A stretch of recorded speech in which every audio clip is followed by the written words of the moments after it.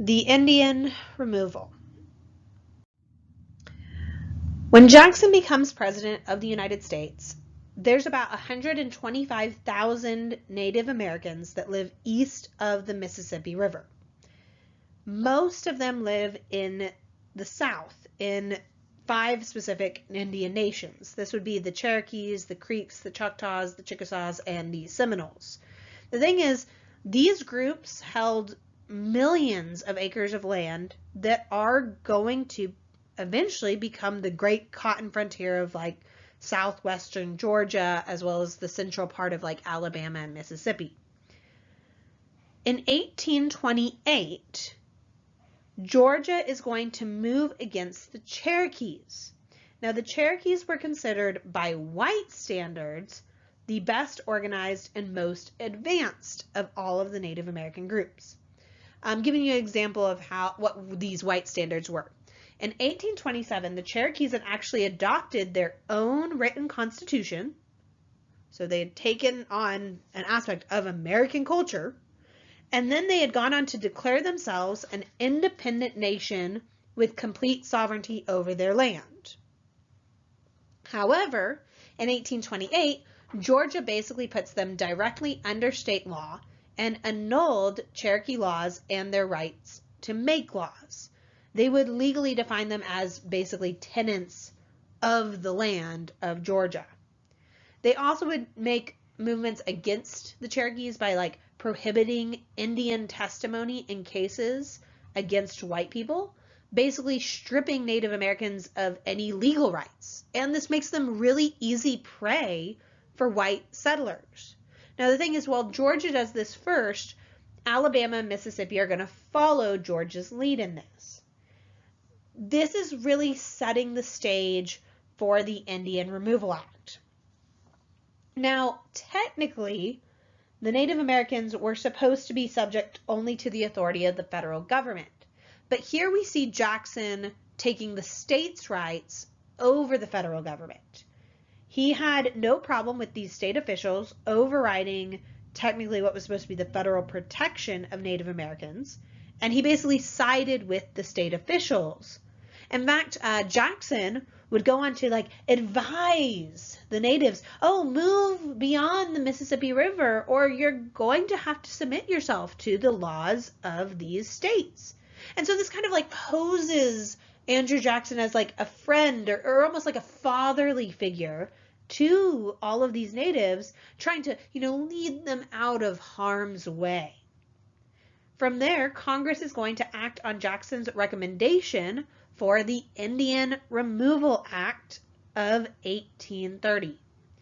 This act is specifically appropriating money so that America could negotiate for new treaties with Native Americans in which these southern Native American groups would basically surrender their territory and then be removed to land that is primarily in present-day Oklahoma. Force was not authorized in this. And Jackson, in fact, stressed that, this removal should be voluntary.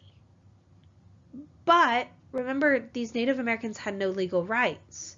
And so they basically had no protection for when they were harassed out. And a lot of these new treaties that are made by like a minority group within Native Americans and not signed by like all the officials, and yet basically America takes them as law.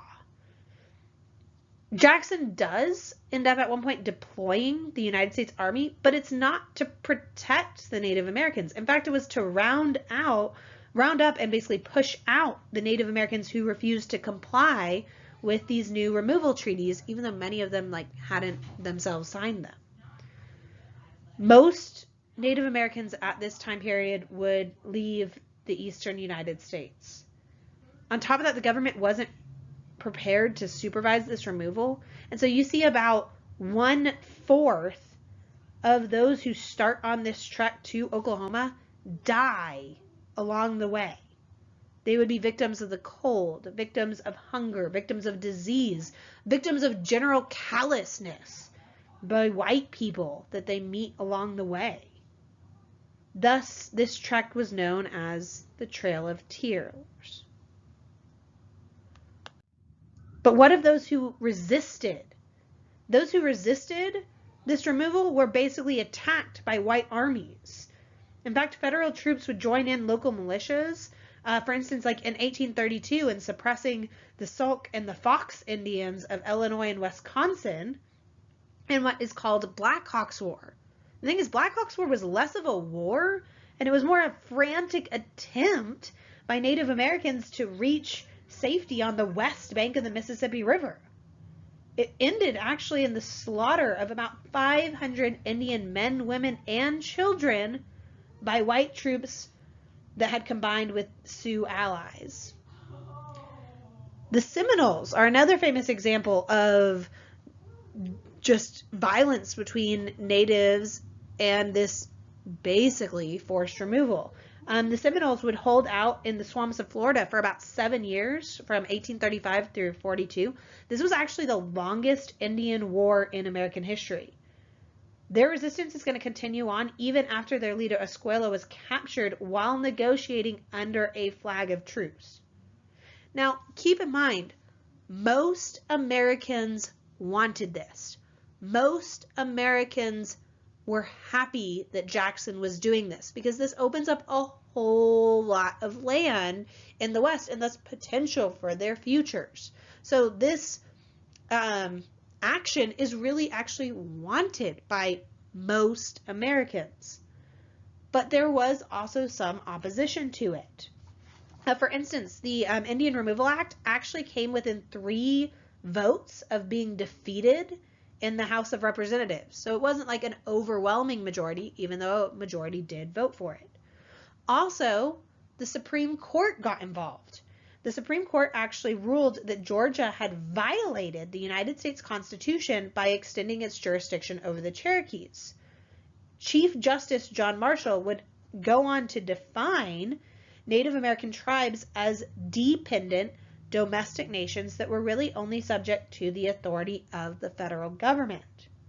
Now, technically, John Marshall won all of these like legal arguments, but there's an element of, okay, you and what army are going to enforce them? Marshall was powerless to enforce this decision without Andrew Jackson's cooperation. And Andrew Jackson was well aware that Southern and Westerners were more on his side. So he basically just ignores the Supreme Court rulings and pushed Indian removal to this tragic conclusion. And so you can already see here some of these groups that Andrew Jackson's going to alienate during his time as the President of the United States. But it's more complicated than just, oh, people didn't like it, because actually many people did like this decision. So I ask you this, and this is just for you to think about. First of all, why is this important? Looking at Andrew Jackson, looking at, alienating people, but also doing what many Americans would have wanted him to do. And then I also want you to think about it as, how can you compare it to today? Not just Andrew Jackson, but think about what happens to the Native Americans and them being forced, I say in quotes because it wasn't technically forced, but it was forced in many ways. How can it compare it to like situations for other people today?